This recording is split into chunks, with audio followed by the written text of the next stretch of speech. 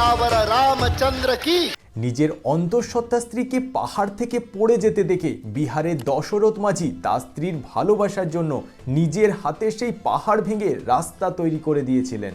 ভারতীয় সংস্কৃতি এমনই সব ভালোবাসার উদাহরণে ভরা, কেননা এই সংস্কৃতির মূলে দাঁড়িয়ে আছে এমনই এক দশরথ পুত্র যিনি তার স্ত্রীর ভালোবাসার জন্য পায়ে হেঁটে 7 সমুদ্র পের করে শুধু লঙ্কায় পৌঁছে গিয়েছিলেন। পৃথিবীর ইতিহাস যেখানে ভাই ভাইকে মেরে, ছেলে তার বাবাকে মেরে সিংহাসনে বসার উদাহরণে ভর্তি, সেখানে সারা পৃথিবীর সামনে রাম এমনই এক পার্সোনালিটি, এমনই এক সংস্কৃতি যেখানে ছেলে শুধুমাত্র তার বাবার দেওয়া কথা রাখার জন্য নিজের সমস্ত রাজ্য সুখ ছেড়ে জঙ্গলের উদ্দেশ্যে বেরিয়ে যায়। আজ আশেপাশে চোখ মেলে তাকালেই যেখানে রাশিয়া ইউক্রেনকে, চীন তাইওয়ানকে, হামাস ইসরায়েলকে দখল করতে ব্যস্ত, সেখানে দাঁড়িয়ে রাম এমনই এক মহানুভব যিনি লঙ্কাধিপতিকে বধ করেও লঙ্কাকে নিজের দখলে নেননি, উল্টে সেই রাবণেরই ভাইয়ের হাতে লঙ্কাকে ছেড়ে চলে এসেছিলেন। কিন্তু আজ থেকে 500 বছর আগে সেই শ্রী রামচন্দ্রের জন্মভূমি অযোধ্যাতে যখন তার পূজ্য জন্মভূমি মন্দিরকে ভেঙে সেটার উপর একটা মসজিদ নির্মাণ করে দেওয়া হয়েছিল, অযোধ্যাবাসীরা সেটা কোনোভাবেই মেনে নিতে পারেননি। কিন্তু করা কি যায়, ভারতে তো তখন মুঘলদের বিস্তার ঘটছে। মুঘলরা যায়, ইংরেজ আসে, কিন্তু রামের পাশে দাঁড়াতে কাউকেও দেখতে পাওয়া যায়নি। উল্টে 1934 সালে মসজিদের একটা অংশ ক্ষতিগ্রস্ত হলে ব্রিটিশরা সব জানা সত্ত্বেও সেটা পুনর্নির্মাণ করে দেয়। সেই সময়কার সংঘ আজকের মতো এত মজবুত ছিল না, কোনো স্বাধীনতাও ছিল না, কিন্তু প্রভু শ্রী রামচন্দ্রের ভক্তরা বাবরের রাম মন্দির ভেঙে ফেলা 400 বছর পরও শ্রী রামচন্দ্রের অধিকারের লড়াই লড়ে আসছিল। 1947 আসতে পর যখন দেশ স্বাধীন হয় তখন সকলের মনে একটা আশার আলো জাগতে শুরু করে যে হয়তো এরপর রাম মন্দির হয়েই যাবে। কিন্তু না, সেই সময় তো দূরের কথা, এমনকি পরবর্তীকালের কংগ্রেসী নেতা মন্ত্রীদেরও এই রাম জন্মভূমি অযোধ্যাকে নিয়ে তেমনও মাথা ঘামাতে দেখা যায়নি। স্বাধীনতার প্রায় 35 বছর পর বিজেপি এই রাম মন্দির আন্দোলনকারীদের পাশে এসে দাঁড়াতে একদিকে যেমন বিজেপির উত্থান হতে থাকে, একই সাথে রাম মন্দির আন্দোলনের ছবিটাও ধীরে ধীরে বদলাতে শুরু করে। এরপর 1990 সালে বিজেপি এই রাম মন্দির আন্দোলনকে এক নতুন মাত্রায় নিয়ে যায়। দেশ জুড়ে সমস্ত রাম ভক্তদের একজোট করার জন্য সে বছরেরই 25শে সেপ্টেম্বর বিজেপি এবং হিন্দু জাতীয়তাবাদী দলগুলোর তরফে লালকৃষ্ণ আদবানি গুজরাটের সোমনাথ থেকে অযোধ্যা পর্যন্ত এক রাম রথযাত্রা বের করেন। যাত্রাপথ প্রায় 10,000 কিলোমিটার। ঠিক করা হয় 30শে অক্টোবর রথযাত্রার শেষ দিন অযোধ্যায় পৌঁছে করসেবকদের দ্বারা সেখানে রাম মন্দিরের ভিত স্থাপন করা হবে। এখন এই করসেবক জিনিসটা কি, বা এরা কারা? ধর্মের জন্য, সমাজের জন্য যখন কেউ সেবা দেয় তাদের বলা হয় করসেবক। পরোপকারের মহৎ ভাবনা নিয়ে নিজের ধর্মীয় আস্থায় যখন কেউ সমাজের জন্য বিনামূল্যে তার সেবা দান করে তাদের বলা হয় করসেবক। তো ঠিক করা হয় এই রথযাত্রা গুজরাট, মহারাষ্ট্র, অন্ধ্রপ্রদেশ, মধ্যপ্রদেশ এবং বিহার হয়ে উত্তরপ্রদেশের অযোধ্যায় পৌঁছাবে। এই সময় উত্তরপ্রদেশে ক্ষমতায় ছিল জনতা দল এবং মুখ্যমন্ত্রী ছিলেন মুলায়ম সিং যাদব। এদিকে লালকৃষ্ণ আদবানি সকলকে সতর্ক করে দিয়েছিলেন যে যদি উত্তরপ্রদেশ সরকার কোনোভাবে তাদের কর সেবার অনুমতি না দেয় তবে অযোধ্যায় সত্যাগ্রহ আন্দোলন হবে। তো 25শে সেপ্টেম্বর সোমনাথ থেকে শুরু হওয়া এই রথযাত্রা ভিড় ছিল চোখে দেখার মতো। আদবানিজি প্রতিদিন গড়ে 300 কিলোমিটারের মতো যাত্রাপথ কভার করতেন এবং প্রতিদিন মোটামুটিভাবে 6টি সমাবেশে ভাষণ দিতেন। প্রতিটি সমাবেশে যত সংখ্যক মানুষকে আশা করা হচ্ছিল, ভিড় হচ্ছিল তার বহু গুণ বেশি। কয়েকদিনের মধ্যেই এই রাম রথযাত্রাকে ঘিরে মানুষের জোশ এমন মাত্রায় পৌঁছে যায় যে সেটা জাতীয় সংবাদ মাধ্যমগুলোতে কভারেজ পেতে শুরু করে। রথ বিহারে প্রবেশ করলে কেন্দ্র সরকারের তরফ থেকে বিহারের মুখ্যমন্ত্রীকে এই রথযাত্রা থামানোর জন্য অনুমতি দেওয়া হয়। বিহারের মুখ্যমন্ত্রী লালু প্রসাদ যাদব তার রাজ্যে সম্ভাব্য সাম্প্রদায়িক হিংসার কারণ দেখিয়ে 23শে অক্টোবর বিহারের সমস্তিপুরে আদবানিজিকে গ্রেফতার করে নেয়।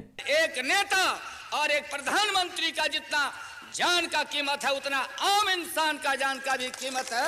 हम अपने राज्य में मतलब दंगा फसाद को फैलने नहीं देंगे। সেই সময় কেন্দ্রে বিজেপি সমর্থিত ভিপি সিং এর সরকার ছিল। বিজেপি এই গ্রেপ্তারের প্রতিবাদে সমর্থন তুলে নিলে ভিপি সিং এর সরকার পড়ে যায়। এদিকে 30শে অক্টোবর অযোধ্যায় কর সেবা হওয়ার কথা, কিন্তু উত্তরপ্রদেশের মুখ্যমন্ত্রী মুলায়ম সিং যাদব কোনোভাবেই কর সেবা করতে না দিতে বদ্ধপরিকর। তাই তিনি তার রাজ্যের সুরক্ষা বাড়াতে থাকেন, এমনকি অযোধ্যায় কারফিউ লাগিয়ে দেওয়া হয়। তবুও কর সেবার আগের দিন বিভিন্ন রাস্তা দিয়ে লুকিয়ে চড়িয়ে সরজু নদী পার করে সাঁতরে ঠিক অযোধ্যা পৌঁছে যায় কর সেবকেরা। স্থানীয় মানুষরাই তাদের নিজের বাড়িতে থাকতে দেয়। আন্দাজ করা হয় নাকি প্রায় 1 লক্ষ কর সেবক এত কড়া সুরক্ষার মধ্যেও ঠিক অযোধ্যা পৌঁছে যায়। 30শে অক্টোবর সে বছর কার্তিক পূর্ণিমা ছিল। প্রতি বছর কার্তিক পূর্ণিমার দিন এমনিতেই অযোধ্যায় হাজার হাজার পুণ্যার্থী ভিড় করে। কর সেবকদের অযোধ্যা পৌঁছানোয় সরকারিভাবে নিষেধাজ্ঞা থাকলেও বলা হয় নাকি সুরক্ষা কর্মীদের অভাবনীয় সহযোগিতা ছিল। না হলে এত কড়া সুরক্ষার মধ্যেও বিশ্ব হিন্দু পরিষদের 3 প্রধান নেতা অশোক সিংঘল, শ্রীশচন্দ্র দীক্ষিত এবং বিনয় কাটিয়া কিভাবে পৌঁছে যান। 1 লক্ষেরও বেশি কর সেবকের অযোধ্যায় আগের রাতে পৌঁছে যাওয়াতেই বোঝাই যাচ্ছিল যে স্থানীয় মানুষ থেকে শুরু করে পুলিশ প্রশাসন সবাই এই রাম জন্মভূমি আন্দোলনের সমর্থনে ছিলেন। 30শে অক্টোবর সকাল থেকেই অযোধ্যায় প্রায় 28,000 সশস্ত্র সুরক্ষা কর্মীকে মোতায়েন করে রাখা হয়েছিল। লক্ষাধিক কর সেবকদের ভিড় নিরাপত্তা বাহিনীর বাধা এড়িয়ে অযোধ্যায় ওই বিতর্কিত জায়গায় জোর করে ঢোকার চেষ্টা করলে মুলায়ম সিং যাদব কর সেবকদের উপর ওপেন ফায়ারের অর্ডার দেন। নির্বিচারে গুলি চালানো হয়। 3টে জায়গায় গুলি চলে। 1, ওই বিতর্কিত স্থানে যারা গম্বুজের ওপর চড়েছিল এবং যারা ভিত খোঁড়ার চেষ্টা করেছিল তাদের উদ্দেশ্য করে। 2, মানস ভবন 3 মাথায় আনন্দ ভবনের সামনে যেখানে সাধু সন্তরা ভিড় করেছিল। এবং 3, সরজু নদীর ব্রিজে। গুলির পাশাপাশি পদদলিত হয়েও বহু সংখ্যক কর সেবক মারা যান। একদিন বাদে 2রা নভেম্বর কর সেবকেরা আবারও ওই বিতর্কিত জায়গায় যাবার চেষ্টা করলে প্রশাসন আবার গুলি চালায়। স্বাধীন ভারতে প্রথমবার কোনো নিরীহ নিরস্ত্র মানুষের উদ্দেশ্য করে গুলি চালানো হয়। বহু সংখ্যক কর সেবক মারা যায় এই এলোপাথারি গুলিতে। সরকারিভাবে মাত্র 16 জন বলা হলেও বেসরকারি মতেই সংখ্যা ছিল বহুগুণ। বলা হয় নাকি সরজু নদীতে ফেলেও দেওয়া হয়েছিল বহু সংখ্যক কর সেবকের দেহ। কলকাতার 2 ভাই রাম কোঠারি এবং শরৎ কোঠারির মতো দেশের বিভিন্ন প্রান্ত থেকে আসা আরও অনেক রাম ভক্তরা অযোধ্যায় কর সেবা করতে গিয়ে মুলায়ম সিং যাদবের অমানবিক এই সিদ্ধান্তের বলি হন। পরবর্তীকালে মুলায়ম সিং যাদব তার এই ডিসিশনকে জাস্টিফাই করে বলেন যে গুলি চালানোর তার এই সিদ্ধান্ত বেদনাদায়ক হলেও এটা নাকি দেশের ইন্টারেস্টে নেওয়া হয়েছিল। এই মর্মান্তিক ঘটনার পর বিশ্ব হিন্দু পরিষদের পক্ষ থেকে কর সেবকদের মৃতদেহ দাহ করার ব্যবস্থা করা হয় এবং তাদের শহীদ সম্মানে দেশের সামনে তুলে ধরা হয়। এরাই সেই নিঃস্বার্থ মানুষ যারা নিজেদের প্রাণের বলিদান দিয়েও শ্রী রামচন্দ্রের অধিকারের লড়াই লড়ে গেছেন। এরাই সেই রাম ভক্ত মানুষ যাদের কারণে অযোধ্যা আজ ন্যায় পেয়েছে। এরাই সেই হতভাগ্য মানুষ যাদের কারণে দীর্ঘ 500 বছরের অপেক্ষার অবসান ঘটিয়ে শ্রী রামচন্দ্র আজ তার গৃহে ফিরছেন। 14টা বছর বনবাস কাটানোর পর শ্রী রামচন্দ্র যখন অযোধ্যা ফিরেছিলেন, সারা অযোধ্যা যেভাবে আনন্দে ভেসেছিল, আজ সেই অযোধ্যা আবারও নতুন করে সেই একই আনন্দে ভাসতে চলেছে।